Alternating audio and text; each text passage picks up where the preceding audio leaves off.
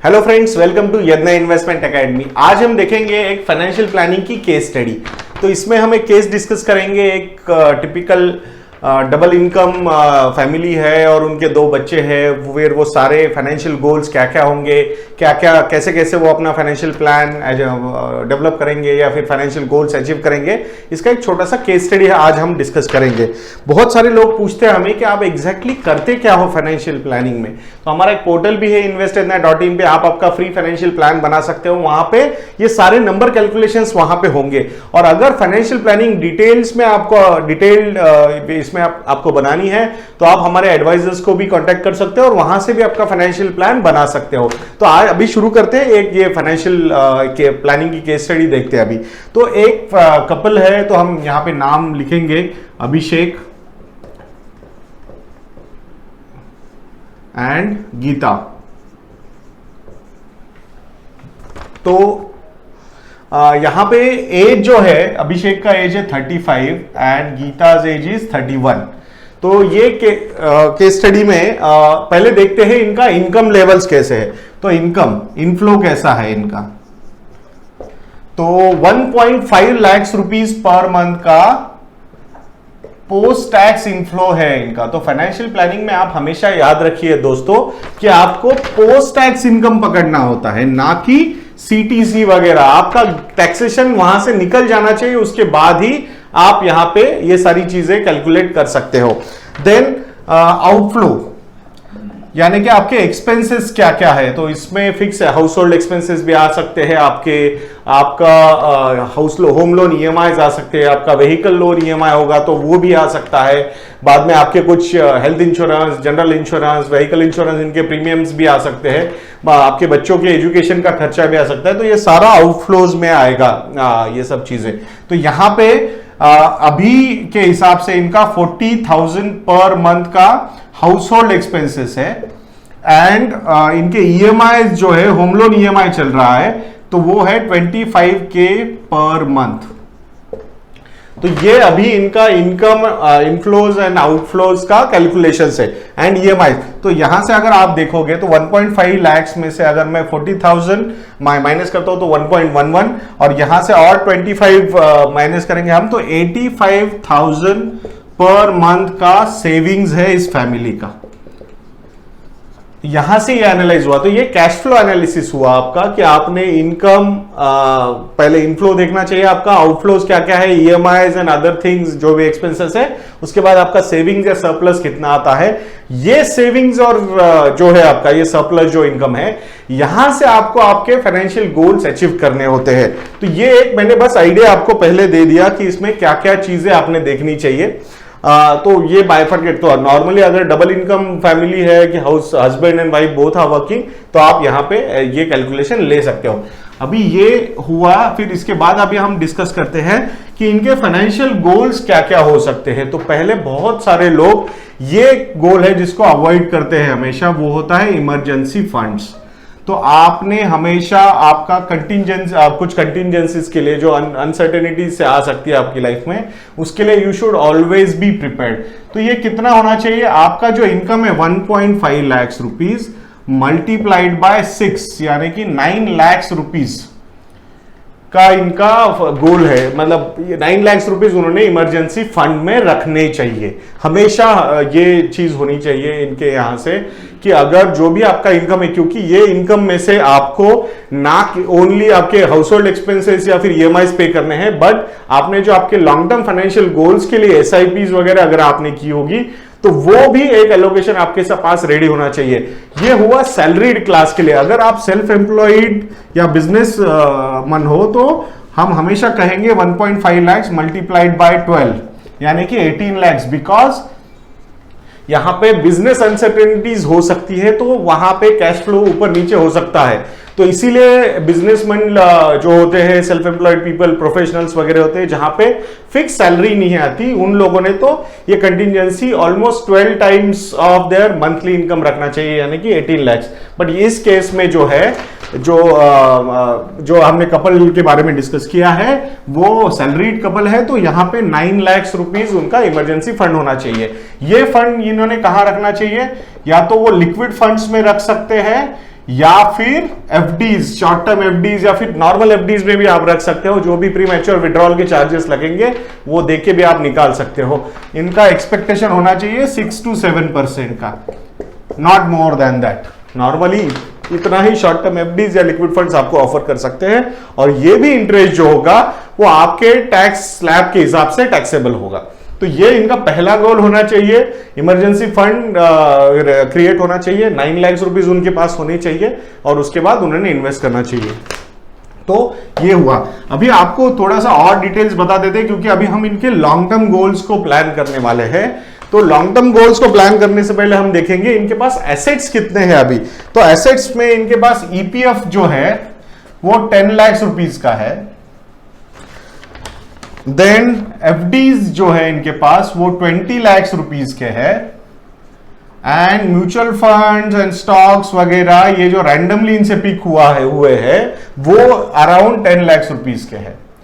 तो straight away यहां से दोस्तों हम अभी आपको बताते हैं कि एफडीज में से 20 लाख जो एफडीज है उसमें से 9 लाख रुपीस की जो एफडीज है वो उन्होंने अपने इमरजेंसी फंड के लिए डायरेक्ट करनी चाहिए, यानी कि उन एफडीज को उन्होंने इमरजेंसी फंड के हिसाब से देखना चाहिए, ताकि जब भी पैसा लगेगा वो वहां से कुछ अनसर्टेनिटीज आती है तो they can bank on these FDs. तो यहां से 20 लाख में से 9 लाख चले गए तो अराउंड 11 लाख रुपए के एफडीज अभी भी उनके पास फ्री होंगे फॉर अदर फाइनेंशियल गोल्स। तो ये पहला केस हुआ। अभी देखते हैं इनका सेकंड वाला जो पोजीशन है वो, या फिर गोल्स जो अचीव करने हैं उनको। तो बाकी फैमिली साइज कैसी है, तो इनको एक बेटा है, उसका एज है 5 इयर्स का, and they have one daughter whose age is 2 years old, she is 2 years old। तो ये इनके, तो यहां पे इनके क्या क्या गोल्स हो सकते हैं, तो यहां में बाइफरकेट करना होगा इनकी नीड्स क्या क्या है एंड वांट्स क्या क्या है। तो नीड्स मतलब पहली नीड क्या हो सकती है कि दोनों बच्चों का चिल्ड्रन ग्रेजुएशन, ये इनकी नीड होनी चाहिए। बाद में चिल्ड्रन का पीजी जो है पोस्ट ग्रेजुएशन वो हो सकता है वांट है, बट अगर इनके पास सरप्लस पैसा होगा जो हम कैलकुलेट करेंगे तो वहां से वो उसको भी कवर कर सकते हैं। तो चिल्ड्रन पोस्ट ग्रेजुएशन ऑल्सो। और नॉर्मली इंडियन फैमिलीज है तो इसको प्लीज कुछ ऐसा निगेटिवली या पॉजिटिवली ऐसा कुछ हम डिस्क्रिमिनेट नहीं करना चाहते, बट इंडियन फैमिलीज में parents always want to take responsibility of daughters marriage. तो ये चाहते हुए कि ये केस में कि डॉटर्स का मैरिज एटलीस्ट उनकी एक नीड है वो उन्होंने कवर करनी चाहिए। सन ऐसा नहीं कि सन का नहीं करेंगे, बट ये एक चीज होता है इंडियन फैमिलीज कल्चरल ऐसा अपने डेवलप हुआ है कि यहाँ पे डॉटर्स मैरिज ये नीड मानी जाती है। डेफिनेटली ऐसा नहीं कि सन का नहीं करना चाहिए उन्होंने, बट ये वांट हो सकती है, sons marriage can be there want. तो देखेंगे हम कैलकुलेशन के हिसाब से क्या क्या नंबर्स सामने आते हैं। तो ये हो गया। तो यहाँ पे 2 गोल्स इनके ग्रेजुएशन के हुए, 2 गोल्स पोस्ट ग्रेजुएशन के, और एक मैरिज का, ऐसे 5 गोल हो गए। एक इमरजेंसी फंड वाला वो कैलकुलेशन हमने आप लोगों को बता दिया था। अभी इनका सबसे इंपॉर्टेंट गोल हमें ऐसा लगता है वो है रिटायरमेंट फंड।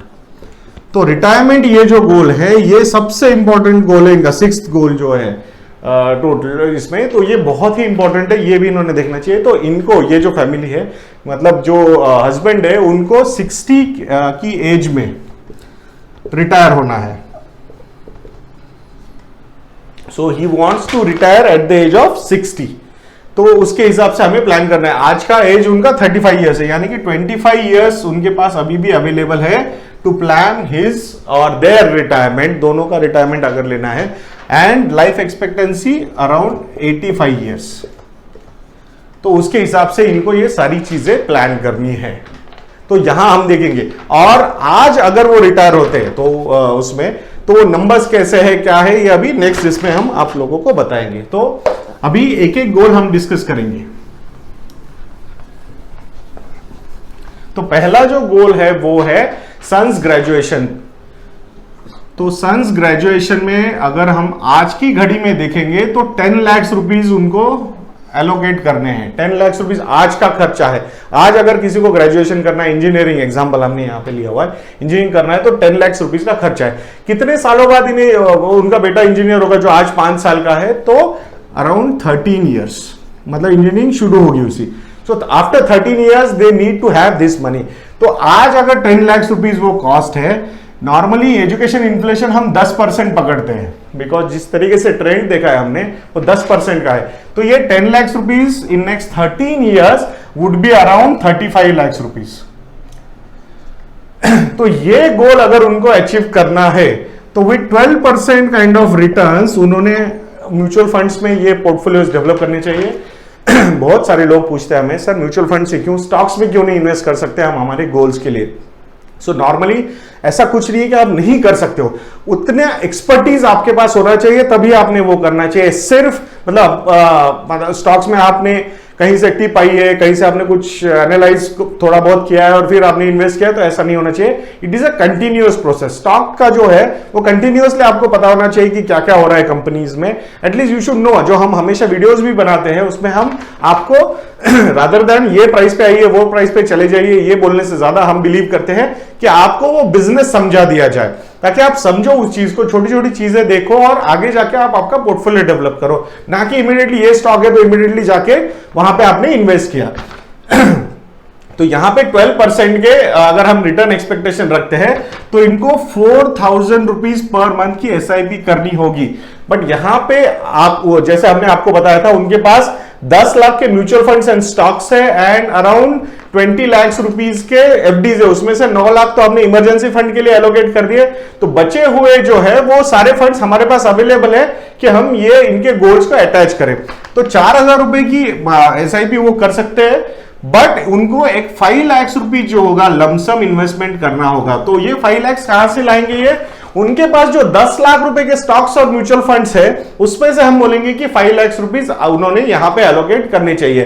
तो अगर यहां पे देखा जाए तो 13 इयर्स का इन्वेस्टमेंट होराइजन है उनके पास, यानी कि he can be little aggressive with his fund selection. तो नॉर्मली 10+ इयर्स का इन्वेस्टमेंट होराइजन होगा तो people can go for small and mid cap funds. But ये जरूरी नहीं कि सबने ही यहां जाना चाहिए कि आपके, क्योंकि 12% की expectation can be we can meet with even multi cap kind of funds, multi cap और large and mid cap funds also. So there is no problem. So it depends on everybody's risk profile. जरूरी नहीं है कि 10 साल है तो आप small and mid cap में जाइए, हाँ, but small and mid cap में जाना है तो 10 साल का इन्वेस्टमेंट होराइजन जरूरी है। बट 10 साल का इन्वेस्टमेंट होराइजन है इसलिए स्मॉल एंड मिड कैप में जाना is not a right thing. वो डिपेंड करता है आपके इन्वेस्टमेंट प्रोफाइल पे, रिस्क प्रोफाइल पे। तो ये डिपेंड आपको, आपका कैसा रिस्क प्रोफाइल है उसके हिसाब से। तो इनिशियली हमारा सजेशन यही रहेगा, आप मल्टी कैप या large and mid cap funds में ही रहो। हमने जो हमारा MF एडमिया का रिव्यू बुक है उसमें बहुत ही अच्छे से ये फंड सारे एनालाइज किए हुए हैं। तो उसमें अगर आप देखोगे तो आज के जो मल्टी कैप फंड्स एक्चुअली 2000 सुडो लार्ज कैप फंड्स बन गए वो, क्योंकि उनका 70-80% का एलोकेशन लार्ज कैप में ही गया है, वो जो फंड मैनेजर्स ने लिया है, क्योंकि उनको लार्ज कैप के साथ ज्यादा कंफर्ट लग रहा है अभी। But large and mid cap ये according to the new SEBI regulation या उनके जो रूल्स है उसमें 35% मिनिमम रखना ही पड़ता है। तो आज की घड़ी में हमें ऐसा लगता है प्योर मल्टी कैप स्ट्रेटेजी जो चल रही है वो लार्ज एंड मिड कैप में ज्यादा चल रही है, ना कि मल्टी कैप साइड में। सो बट दिस इज, ये चेंज भी हो सकता है क्योंकि मल्टी कैप कैटेगरी को वो पूरा फ्लेक्सिबिलिटी है कि वो कहां कितना रहना चाहे। वो लार्ज कैप में भी 100% जा सकते हैं या फिर स्मॉल कैप मिड कैप में भी 100% जा सकते हैं, उनको कोई लिमिट नहीं है। उनका सिर्फ एक ही क्राइटेरिया होता है कि 65% एलोकेशन जो है वो इक्विटी साइड में होना चाहिए, बस उस हिसाब से उन्होंने ये सारी चीजें ये करते हैं। तो ये हमेशा याद रखना चाहिए आपने कि अगर आपको 10 साल का इन्वेस्टमेंट होराइजन है तो ही अपने स्मॉल एंड मिड कैप में जाना चाहिए, बट जरूरी नहीं कि सिर्फ उसी में जाना है, कि आप दूसरी जगह पे भी जा सकते हो।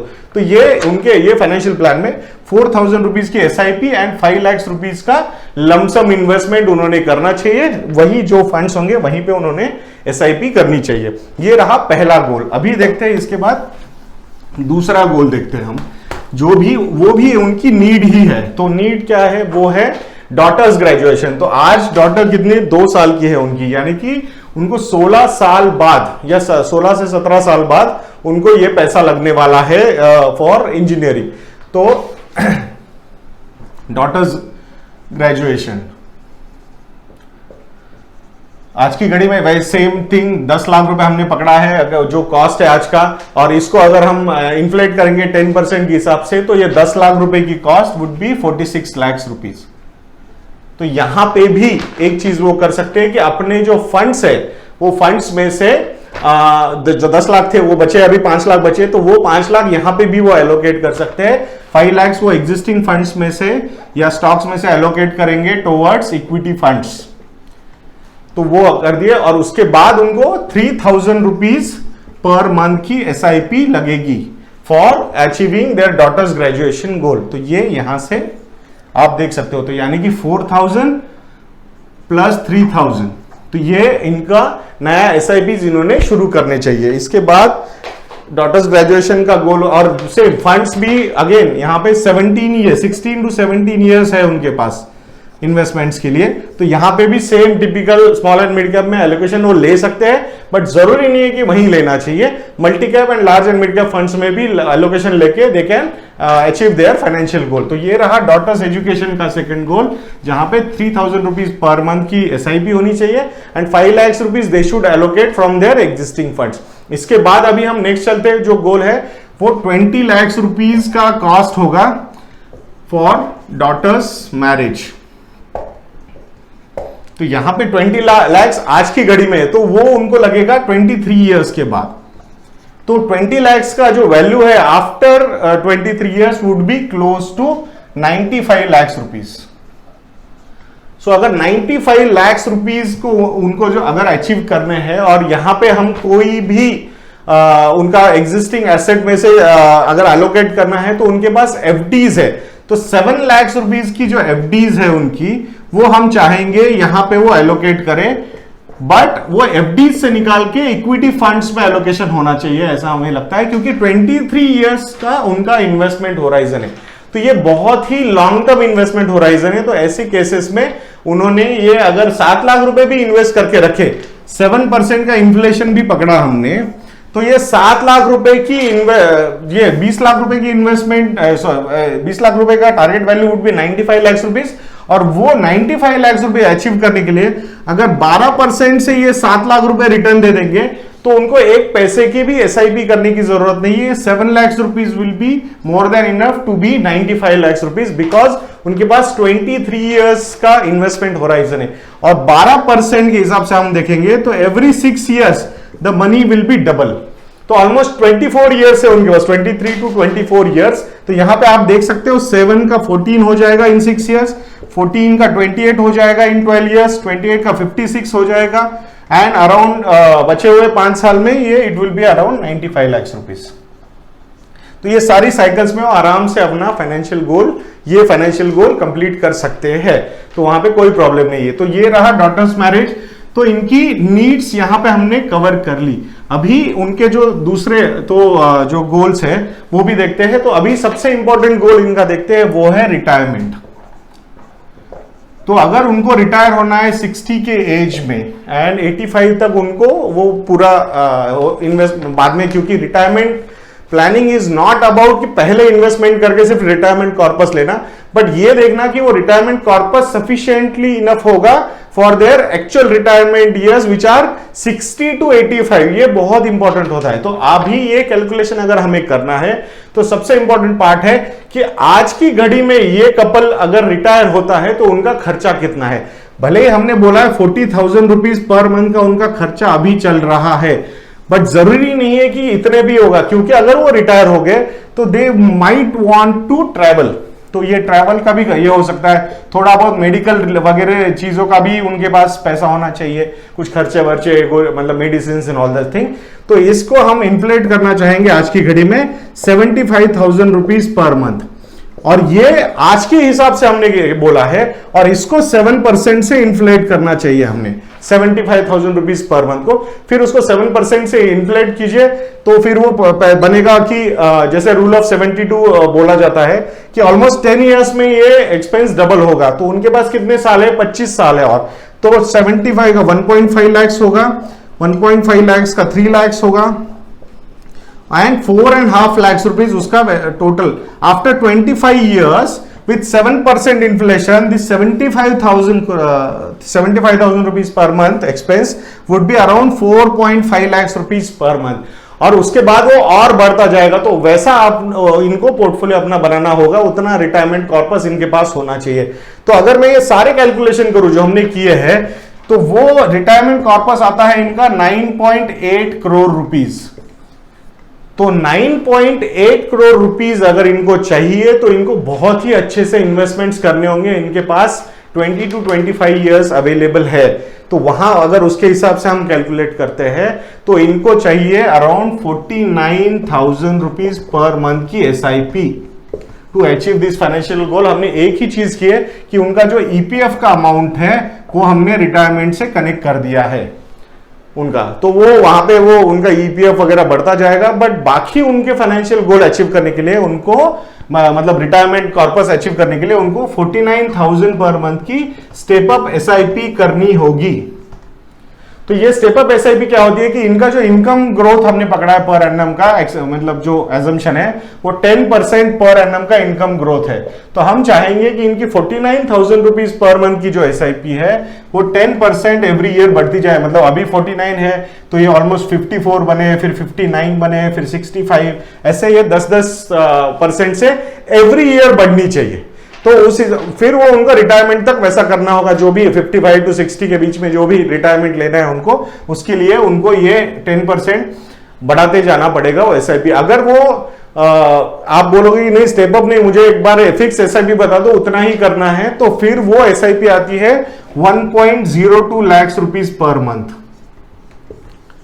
तो वो अभी वो अफोर्ड नहीं कर सकते। क्यों नहीं कर सकते? क्योंकि उनका उतना सेविंग नहीं है। उनका टोटल सेविंग कितना है? 85 के पर मंथ का सेविंग है आज की घड़ी में, जिसमें से अभी हमने इनकी मेजरली जो नीड्स है वो कवर करने की कोशिश की है। अभी इनकी 2 वांट्स भी है। वो क्या है कि इनको बच्चों का पोस्ट ग्रेजुएशन भी करना है। आज की घड़ी में अगर बच्चों का पोस्ट ग्रेजुएशन करना है तो हमने वो कॉस्ट पकड़ी है 20 लाख रुपीज की। तो इनके जो बेटा है, बेटे को लगेगा ऑलमोस्ट आफ्टर 17 इयर्स का होने के बाद वो पैसा लगेगा, एंड बेटी को 20 इयर्स के बाद लगेगा। तो वो जो कॉस्ट है वो in next 17 and 20 years it would be between 1.01 crore to 1.35 crore rupees. इतना बड़ा अमाउंट अगर उनको अचीव करना है तो उसके लिए उनको कुछ एग्जिस्टिंग इन्वेस्टमेंट को भी वहां पे डालना होगा, एंड प्लस कुछ एसआईपीज वगैरह भी करनी पड़ेंगी वहां पे। तो बेटे के पोस्ट ग्रेजुएशन के लिए उनके पास जो 4 लाख रुपए की और एफडीज बची है जो हमने एलोकेट की थी, कि पहला 9 लाख रुपए एलोकेट किया था इमरजेंसी फंड के लिए, उसके बाद अराउंड 7 लाख रुपीज जो एलोकेशन हुआ था अपना, वो था डॉटर्स मैरिज के लिए। तो उस वहां से, और अभी जो बचा हुआ 4 लाख रुपए है उनके पास, वो पैसा वो अपने बेटे के पोस्ट ग्रेजुएशन में लगा सकते हैं।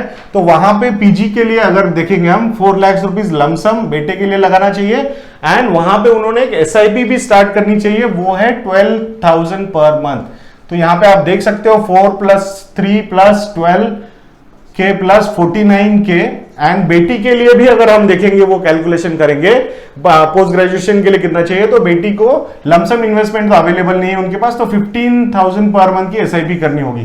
तो ये सबको अगर मैं ऐड करूंगा 15 + 4 19 + 3 22 24 34 and 49 is close to 83,000 per month.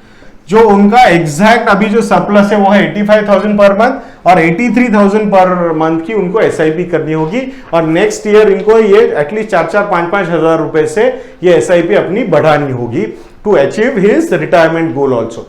तो ये सारे एंगल्स आप लोगों ने देखने चाहिए इसमें। तो ये एक थॉट प्रोसेस हमने प्रोवोक करने की कोशिश की आप लोगों को के साथ कि आपने क्या क्या चीजें देखनी चाहिए। यहाँ पे आपका इनफ्लो अच्छे से समझिए, आउटफ्लो अच्छे से समझिए। हमने अब तक क्लोज टू एटलीस्ट 500 लोगों का फाइनेंशियल प्लान बनाया हुआ है, जो कुछ लोगों के 1-on-1 सेशन से, या फिर कुछ लोगों ने हमसे ऑनलाइन हमारा जो पोर्टल है वहां से डिस्कशन करके अपने फाइनेंशियल प्लान बनवाए हैं। तो हम जरूर चाहेंगे दोस्तों कि उस सुविधा का आप लाभ लीजिए। हमारा investorna.in पे जाके आप वो पोर्टल पे लॉगिन करके वहां पे हमारे डिफरेंट एडवाइजरी सॉल्यूशंस जो अवेलेबल है वो भी आप ले सकते हो। बहुत ही अच्छी रिसर्च टीम है हमारे पास, एडवाइजर्स की टीम है जो ये इस पे कंटिन्यूअसली काम करती रहती है। बहुत सारे केस स्टडीज हमारे हमसे अभी तक जा चुके हैं, हमारे अंडर अलग अलग सिनारियोज हमने देखे हैं। कुछ लोगों के स्पेशल फाइनेंशियल कुछ कुछ गोल्स होते हैं, ये तो हमने नीड्स के हिसाब से कवर करने की कोशिश की है। जहां पे ऐसी बहुत सारी केस स्टडीज, हमारे एक पोर्टल भी है finplan.in, अगर आप खुद से आपका फाइनेंशियल प्लान बनाना चाहते हो तो वो पोर्टल का सब्सक्रिप्शन लेके आप हमारे चैनल अपने हमारे पोर्टल investedna.in पे जाके भी आपका फाइनेंशियल प्लान बना सकते हो। बाकी वहां पे वो पूरा एक अच्छे से रिपोर्ट भी आता है, उसको हम प्रीमियम प्लान बोलते हैं, कि वहां 1000 रुपीज देके आप वो प्लान भी, रिपोर्ट भी निकाल सकते हो। अगर आपको हमारे एडवाइजर्स से मिलना है, प्रमोटर्स से मिलना है, या फिर ऑनलाइन हमारे हमसे फाइनेंशियल प्लानिंग करवानी है, तो वहां उसके लिए सिल्वर एंड गोल्ड प्लान्स के ऑप्शंस हमारी वेबसाइट पे अवेलेबल है। तो दोस्तों हम आशा करते हैं कि यहाँ पे ये चीजें सारी इंफॉर्मेटिव लगी होगी आप लोगों को। ऐसे वीडियोस के लिए हमारा चैनल देखते रहिए। अभी तक सब्सक्राइब नहीं किया है तो नीचे सब्सक्राइब का बटन है, वहां से आप सब्सक्रिप्शन भी कर सकते हो, और बेल आइकन दबाना बिल्कुल मत भूलिएगा, क्योंकि हम जो भी नया वीडियो अपलोड करेंगे तो आपको वहां से नोटिफिकेशन आ जाएगा। बाकी स्टॉक्स वगैरह के जो एनालिसिस हम करते हैं, तो स्टॉक सब्सक्रिप्शन के लिए आप हमारी वेबसाइट investedna.in पे जाके ये सब्सक्रिप्शन ले सकते हो। म्यूचुअल फंड्स के लिए हमने म्यूचुअल फंड रिव्यू बुक भी लॉन्च की है mfedna.in, उसके भी वो वेबसाइट पे जाके आप सब्सक्रिप्शन ले सकते हो। हम रिसर्च कंपनी है दोस्तों, कंटेंट कंपनी है, हमें कहीं से कोई कमीशन नहीं मिलता है, इसलिए हम हमारा रिसर्च के प्रोडक्ट्स बनाते हैं एंड हम बहुत ही कम प्राइस पे देने की कोशिश करते हैं। मतलब 1000, 1500, 2000 रुपीज ये ईयरली चार्जेस होते हैं हमारे रिसर्च सब्सक्रिप्शंस के। तो प्लीज जरूर उनको सब्सक्राइब कीजिएगा और ऐसे वीडियोस के लिए हमारा चैनल जरूर देखते रहिएगा। बाकी नेक्स्ट वीडियो तक के लिए मुझे आज्ञा दीजिए दोस्तों। जय हिंद।